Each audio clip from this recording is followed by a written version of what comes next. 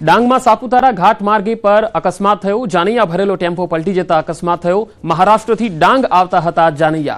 13 લોકોને નાની મોટી ઈજા થઈ છે। સદનસીબે કોઈ જાનહાનિ થઈ નથી।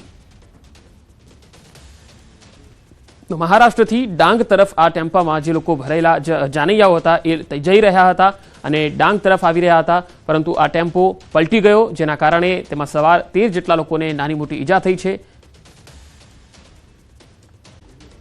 સુરત સાયબર ક્રાઇમ સેલે પોલિસી ફ્રોડ મામલે એક આરોપીને ઝડપી લીધો છે। પોલીસે આરોપી અમિત કુમાર ઠાકુરને દિલ્હીથી ઝડપી લીધો।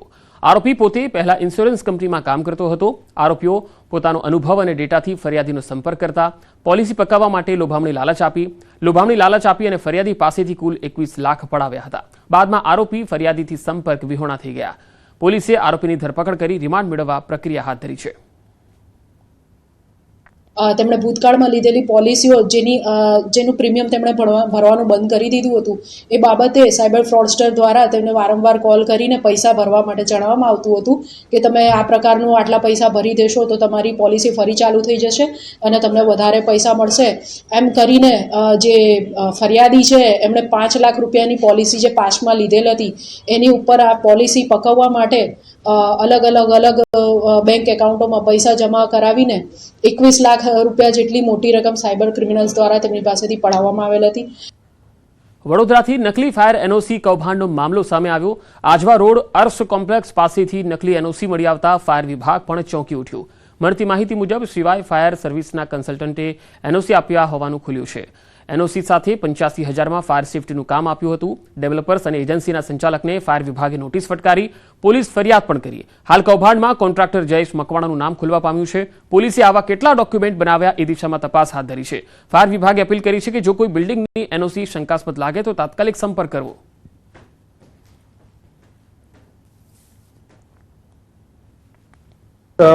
वो जो एनओसी है उसके ऊपर में पूर्व इंचार्ज चीफ फायर ऑफिसर की साइन है और उनके बाद के जो पूर्व इंचार्ज चीफ फायर ऑफिसर है उनका नाम है, तो उससे साइन और नाम जो है उसमें कॉन्ट्रडिक्टरी लग रही है, इसलिए हमें वो लगा कि ये मामला फॉर्जरी का है। इसलिए हम लोग अभी पुलिस के पास में उसकी कंप्लेंट की हुई है। हमने रावपुरा पुलिस स्टेशन में इसकी हमने आज कंप्लेंट की हुई है और उनको कहा कि आप आगे की इन्वेस्टिगेशन करिए। साथ में हमने बिल्डिंग ओनर जो है उनको भी नोटिस दिया हुआ है।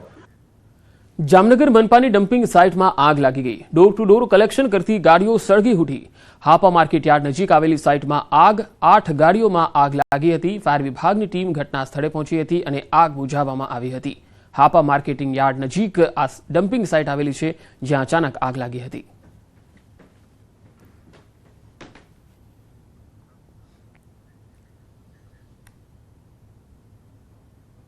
ભાવનગર શહેરના ઘોઘા જગાતનાકા સર્કલ પાસે કારમાં આગ લાગી ગઈ।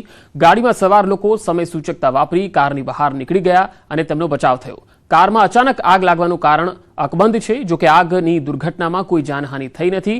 ફાયરની ટીમ ઘટના સ્થળે પહોંચી હતી અને આગ પર કાબુ મેળવી લીધો હતો।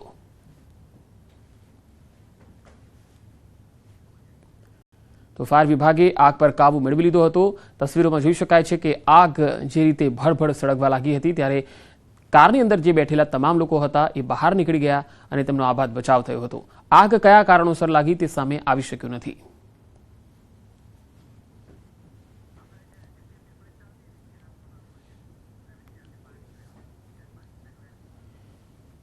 આજે જીપીએસસી વર્ગ 1 અને 2 ની પરીક્ષા હતી અને આ પરીક્ષા પૂરી થઈ ચૂકી છે। વિદ્યાર્થીઓ પરીક્ષા આપીને બહાર આવી રહ્યા છે। અઘરાથી થોડુંક ઓછું મોડરેટ લેવલ કહી શકાય। ઘટશે મેરેજ એવું લાગે છે। ખાસ કરીને અત્યારે જે કરંટ અફેર ચાલે છે અમેરિકન ટેરિફ એને રિલેટેડ કોઈ પ્રશ્ન હતો? એક ક્વેશ્ચન હતો। શું ક્વેશ્ચન હતો? ભૂલાઈ ગયું છે। ટેરિફ જે હતો ટેરિફ રિલેટેડ જ હતો। ચોક્કસથી હાલ જે અત્યારે મોટી સંખ્યામાં જે છે એ ઉમેદવારો બહાર નીકળી રહ્યા છે। અત્યારે જે કહી શકાય કે અત્યારની જે કરંટ અફેર છે તેમાંથી પણ અનેક પ્રશ્નો પૂછાયા હતા। હાલ જે છે ઉમેદવારો આપણે વધુ ઉમેદવારો સાથે પણ વાત કરવાનો પ્રયાસ કરીશું કે જે રીતના આજે અહીંયા જે છે પેપર ગયા બાદ બેન શું કહેશો, આજે કેવું પેપર ગયું આપનું? નહીં sir, thank you. No sir. ચોક્કસથી જે છે અલગ અલગ ઉમેદવારો છે તે બહાર નીકળી રહ્યા છે। કરંટ અફેરને લઈને જે છે અનેક સવાલો પૂછાયા હતા, પરંતુ હાલ જે રીતના જે છે આજે વહેલે પ્રવેશ આપી દેવામાં આવ્યો હતો અને ત્યારબાદ અત્યારે જે છે ખાસ કરીને અન્ય ઉમેદવારો છે, આપણે એમની સાથે વાત કરીશું। ભાઈ શું કહેશો, આજે કેવું પેપર ગયું? શું મીડિયમ હતું આજે. અને શું તમને શું લાગે છે મેરિટ કેવું ઊંચું જશે શું હશે? 100-120ની આજુબાજુ રહેશે. ખાસ કરંટ અફેરમાં શું હતું અત્યારની જે અનેક કરંટ અફેરમાં સાયન્સને લગતું હતું, ઇકોનોમીને લગતું હતું.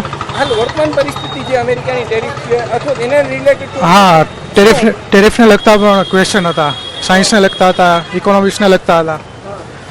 એ સિવાય બીજું કયો તમને એવું ક્વેશ્ચન છે તે આશ્ચર્યજનક લાગ્યો હોય એવું? થોડાક ડિફિકલ્ટ તો ઇકોનોમિક્સના લાગ્યા, થોડુંક એમાં રિવાઇઝ નહોતું કર્યું એટલે, બાકી તો વાંધો ન આવ્યો. તમને શું લાગે તમને જે છે તમે પાસ એક્ઝામ ક્રોસ કરી જશો? જોઈએ હવે શું થાય છે. ચોક્કસથી આ જે રીતના અહીંયા વાત કરવામાં આવે તો ઉમેદવારો છે તે અલગ અલગ વાત કરી રહ્યા છે. અલગ અલગ ઉમેદવારોના અલગ અલગ અનુભવ પણ જે જોવા મળી રહ્યા છે. અત્યારે મોટી સંખ્યામાં જે છે એ ઉમેદવારો એક્ઝામ દઈ અને બહાર નીકળી રહ્યા છે. સૌથી મહત્વની બાબત એ છે કે આજની જે પરીક્ષા છે તે ઉમેદવારો માટે ક્યાંક જે છે ટફ હોય તેવું અત્યારે પ્રાથમિક દ્રષ્ટિએ જે કેટલાક ઉમેદવારોએ જણાવ્યું તે પરથી લાગી રહ્યું છે. હાર્દિક જોશી, ન્યૂઝ 18 ગુજરાતી, રાજકોટ. રાજ્યભરમાં 21 જિલ્લામાં 405 કેન્દ્રો પર આ પરીક્ષા યોજાઈ હતી. જે પરીક્ષા હવે પૂરી થઈ છે. 97,000 ઉમેદવારોએ પરીક્ષા આપી. 244 જગ્યા માટે આ પરીક્ષા યોજાઈ. ચાંપતા બંદોબસ્ત વચ્ચે આ પરીક્ષા પૂરી થઈ છે. વિદ્યાર્થીઓ જે ઉમેદવારો છે જેઓ પરીક્ષા આપીને બહાર આવી રહ્યા છે તેઓ જણાવી રહ્યા છે કે થોડું ઇકોનોમિક્સમાં ડિફિકલ્ટ તેમને લાગ્યું છે. આ વખતે મેરિટ જે છે એ થોડું નીચું જાય એવું પણ લાગી રહ્યું છે તેમને, અને એકંદરે પેપર થોડું અઘરું એમને લાગ્યું છે. 21 જિલ્લામાં 405 કેન્દ્રો પર આ પરીક્ષાનું આયોજન થયું. રાજકોટમાંથી પરીક્ષા કેન્દ્રોની બહાર જે વિદ્યાર્થીઓ અથવા ઉમેદવારો જે બહાર આવ્યા તેમણે પોતાની પ્રતિક્રિયાઓ આપી અને તેમને થોડું અઘરું લાગ્યું છે આ પરીક્ષાનું પ્રશ્નપત્ર, અને કેટલાક સવાલો જે હતા જે ટેરિફને લઈને, સાયન્સને લઈને હતા, તો એ પણ તેમને થોડા અઘરા લાગ્યા છે. તો જીપીએસસી વર્ગ 1 અને 2ની પરીક્ષા જે આજે ચુસ્ત સુરક્ષા બંદોબસ્ત વચ્ચે પૂરી થઈ. રાજ્યભરમાં 21 જિલ્લામાં 405 કેન્દ્રો પર આ પરીક્ષાનું આયોજન થયું હતું, જેમાં 97,000 ઉમેદવારોએ આ પરીક્ષા આપી. વધુ માહિતી મેળવીએ. રાજકોટથી સંવાદદાતા હાર્દિક જોશી જોડાયા છે. હાર્દિક, ઉમેદવારો જે બહાર આવી રહ્યા છે એકંદરે તેમને અઘરું લાગ્યું પ્રશ્નપત્ર કે પછી સરળ લાગ્યું? ચોક્કસથી પંકજ, કેટલાક ઉમેદવારો સાથે અત્યારે વાત કરી તેમણે જણાવ્યું છે કે પેપર છે તે ક્યાંક અઘરું લાગ્યું હોય તેવું જે છે કેટલાક ઉમેદવારો કહી રહ્યા છે. હાલ કરંટ અફેરમાં પણ વાત કરીએ. ભાઈ, શું કહેશો, કેવું પેપર લાગ્યું? હા, ચોક્કસથી અન્ય ઉમેદવારો છે, આપણે એમની સાથે પણ વાત કરવાનો પ્રયાસ કરીશું.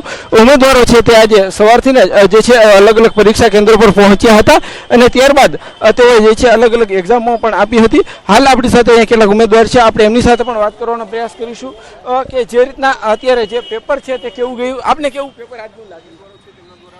ઇકોનોમી અને ઇકોનોમી થોડુંક હાર્ડ હતું.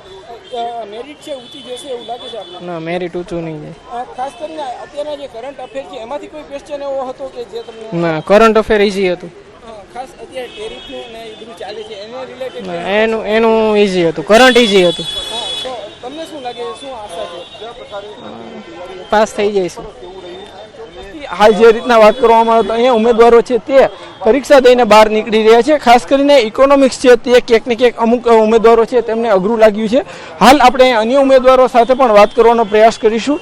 ખાસ કરીને આજે તડકાને લઈને જે છે ઉમેદવારોને વહેલો પ્રવેશ આપવામાં આવ્યો હતો. ભાઈ, શું કહેશો, આજે કેવું પેપર લાગ્યું આપને? હા, ચોક્કસથી પંકજ, જે રીતના વાત કરવામાં આવે તો રાજકોટ અને અલગ અલગ જે છે 37 કેન્દ્રો પર 7,000 જેટલા ઉમેદવારો પરીક્ષા આપવા માટે નોંધાયા હતા. હાલ જે છે પરીક્ષા પૂર્ણ થઈ ગયા. ક્યાંક ને ક્યાંક વિદ્યાર્થીઓ રિલેક્સ જોવા મળી રહ્યા છે. જો કે વિદ્યાર્થીઓનું કહેવું છે, ઉમેદવારોનું કહેવું છે કે મેરિટ છે તે ક્યાંક ઊંચું નહીં જાય, મધ્યમ રહેશે તેવું હાલ ઉમેદવારોનું પણ ક્યાંક માનવું છે. જી પંકજ.